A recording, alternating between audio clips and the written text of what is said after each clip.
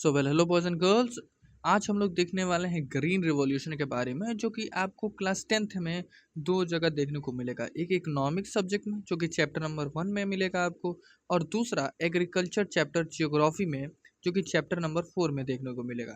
थोड़ा सा इंट्रोडक्शन है, ज़्यादा नहीं है, ठीक है। तो मैं इसीलिए इस पे एक अलग वीडियो लेके आया हूँ अभी, क्योंकि देखिए अलग अलग चीज़ों के लिए अलग अलग पढ़ना थोड़ा सा मुश्किल हो जाता है। तो क्यों ना एक ही टॉपिक को दो अलग जगह ना पढ़ के एक ही जगह पढ़ते हैं और फिर उसके बाद इंटर रिलेट कर देंगे, ठीक है।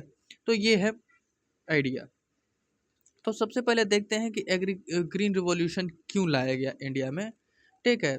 तो इसके लिए आपको देखना पड़ेगा, यहाँ पे एक डायग्राम मिलेगा आपको। ये एक डायग्राम है, इंपॉर्टेंट डायग्राम है। देखिए, वीट का प्रोडक्शन उस वक्त जब इंडिया इंडिपेंडेंस हुआ उसके बाद जो वीट का प्रोडक्शन है 12.3 मैट्रिक टन ही था। वहीं राइस का सिर्फ 37.0 मैट्रिक टन था। On the other hand green revolution आने के बाद 1980s और 1980s के बाद का जो पीरियड है वो 36.3 मिलियन मैट्रिक टन हो गया, जो कि 3 गुना लगभग हो गया, आप देख रहे हैं। On the other hand rice का भी ऑलमोस्ट डबल हो गया, ठीक है। तो ये सारी चीज़ें हुई ग्रीन रिवॉल्यूशन आने के बाद। अब ग्रीन रिवॉल्यूशन क्यों लाया गया, तो उसके पीछे कारण ये है कि जब भी इंडिया इंडिपेंडेंस हुआ तो काफ़ी ज़्यादा ही अ, जो मॉनसून पे डिपेंडेंसी था, एग्रीकल्चर में काफ़ी ज़्यादा ही वो ओल्ड ट्रेडिशन को फॉलो किया जाता था, और भी बहुत सारे ऐसे कारण थे। ग्रीन रिवॉल्यूशन आने के बाद सब कुछ चेंज हो गया, ठीक है। तो चलिए शुरू से शुरू करते हैं इस चीज़ को। एक छोटा सा बैकग्राउंड था जो कि मैंने आपको दे दिया। अब बात करते हैं कि an analytical study of the India rapid transformation of food deficit, यानी कि फूड डेफिसिट को ख़त्म करने के लिए इंडिया ने एक बहुत बढ़िया रैपिड ट्रांसफॉर्मेशन लिया। Import independent nation in 1960। 1960 से पहले फूड का हम लोग के पास इम्पोर्ट होता था। इम्पोर्ट मतलब बाहर से हम लोग फूड मंगाते थे, लेकिन agriculturally self sufficient global leader analysing the technology impact on the legally. जैसे ही ग्रीन रिवॉल्यूशन हम लोग के इंडिया में लागू हुआ, वैसे ही ना सिर्फ हम लोग इम्पोर्ट करना बंद कर दिए, बल्कि हम लोग एक्सपोर्ट करने लगे, ठीक है। सेल्फ सफिशिएंट भी हो गए, और साथ में हम लोग दूसरे देश को एक्सपोर्ट भी करते हैं। और आज भी देश में, पूरे दुनिया में, मैं बता रहा हूँ आपको, सबसे ज़्यादा फूड का जो एक्सपोर्टेशन है वो हम लोग करते हैं।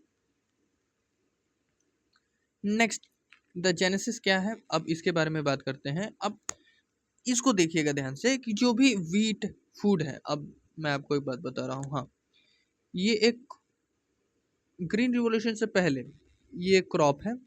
क्रॉप बहुत लंबे लंबे होते थे, और इसके जो स्टीम है काफ़ी पतले होते थे, और ऊपर ही दो चार दाने अंकुरित होते थे, ठीक। ऑन द अदर हैंड जैसे ही ग्रीन रिवॉल्यूशन आया, ठीक है, और स्टीम पतले होने की वजह से जो भी हवाएं और मानसून वेदर इफेक्ट होता था, उससे काफ़ी ज़्यादा नुकसान सहना पड़ता था।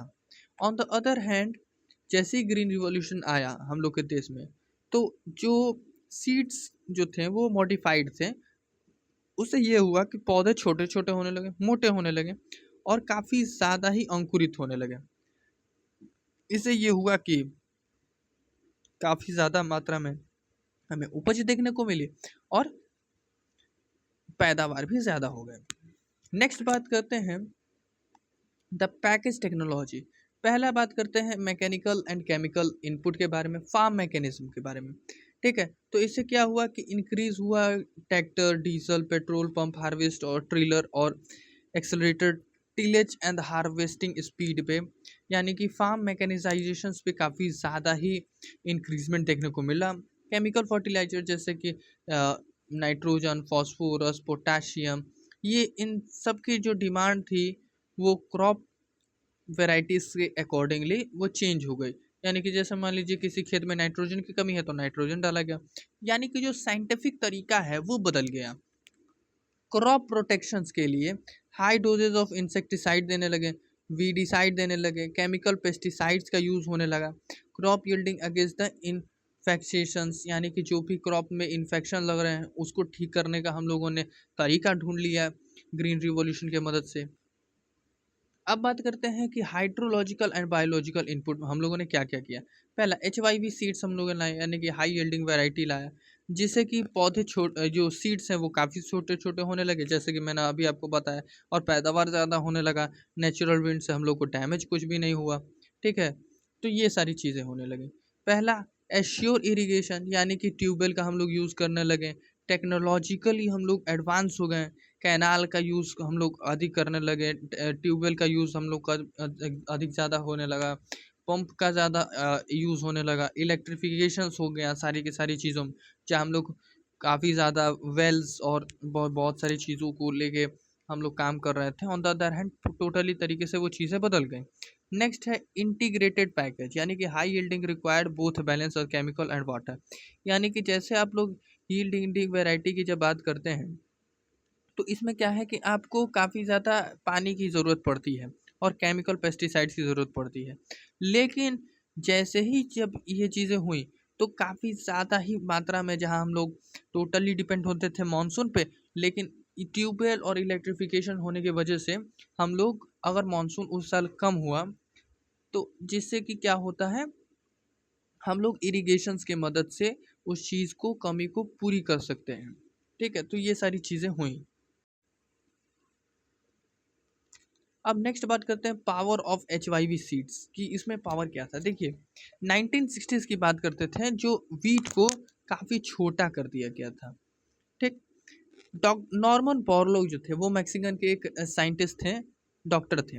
उन्होंने, उनको फादर ऑफ ग्रीन रिवॉल्यूशन कहा जाता है पूरे वर्ल्ड में। On the other hand doctor MS Swaminathan को हम लोग इंडिया का फादर बोलते हैं ग्रीन रिवॉल्यूशन के मदद से।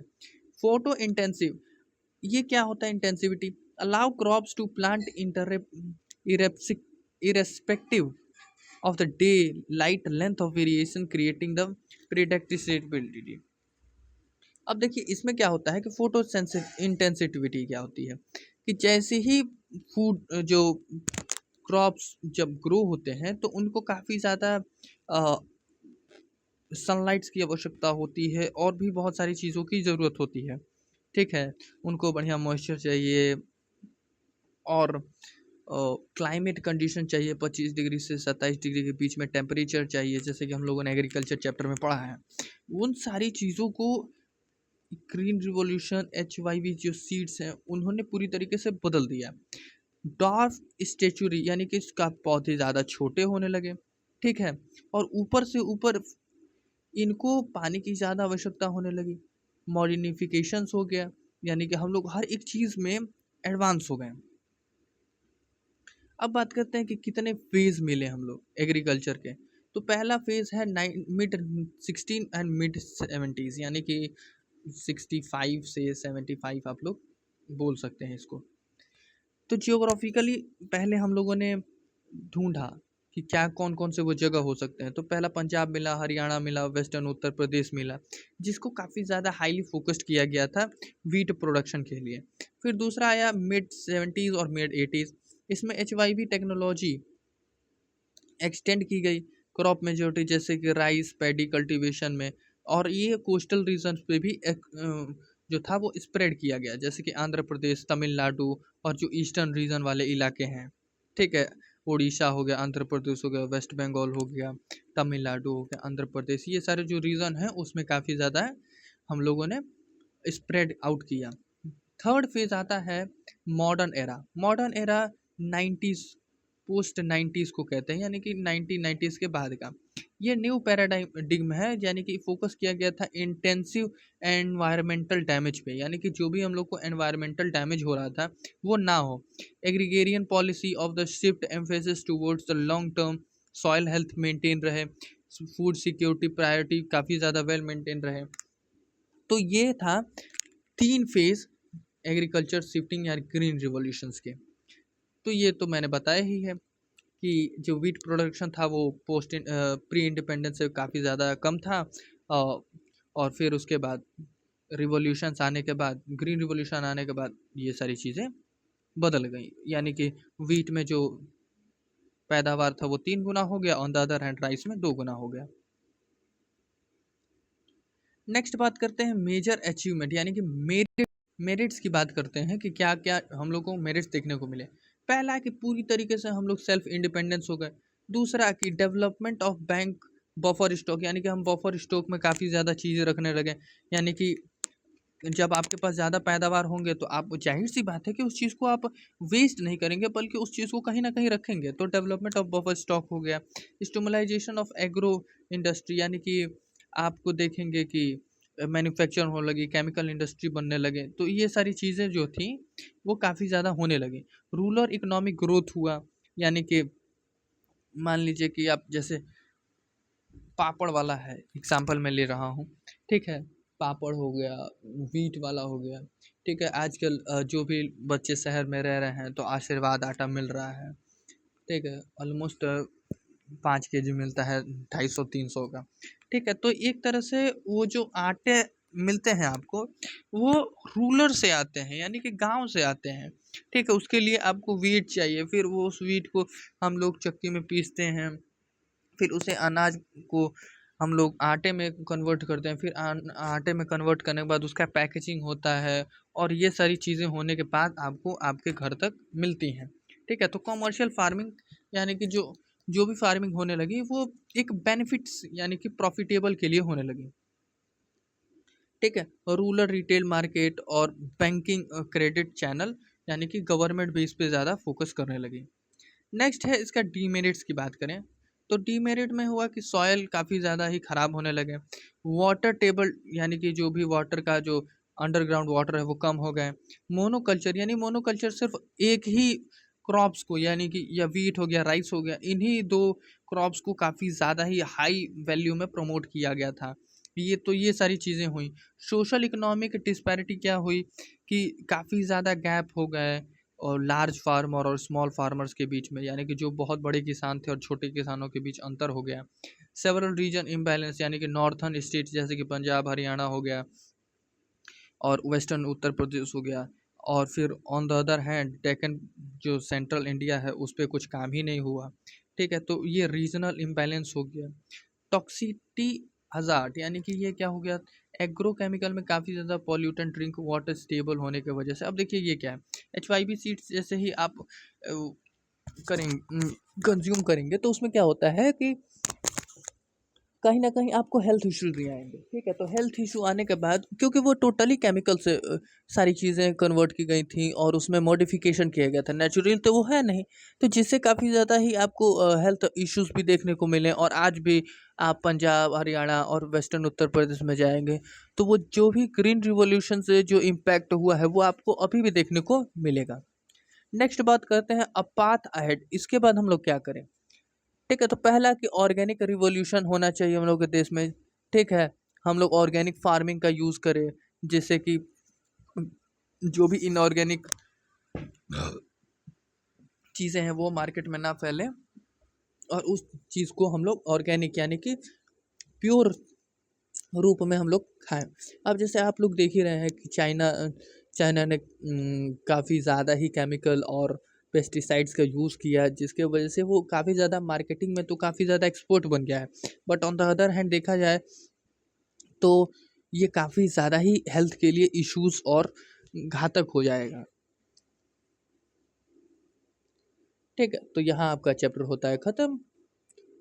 ग्रीन रेवोल्यूशन एक छोटा सा टॉपिक था जो कि ये इंटर रिलेट करता है इकोनॉमिक्स में भी और जियोग्राफी में भी, तो इसीलिए मैंने सोचा कि ये वीडियो ज़रूर आना चाहिए, ठीक है। तब तक आप लोग एंजॉय कीजिए और अपने एग्ज़ाम की प्रिपरेशन के लिए तैयार रहिए। Thank you.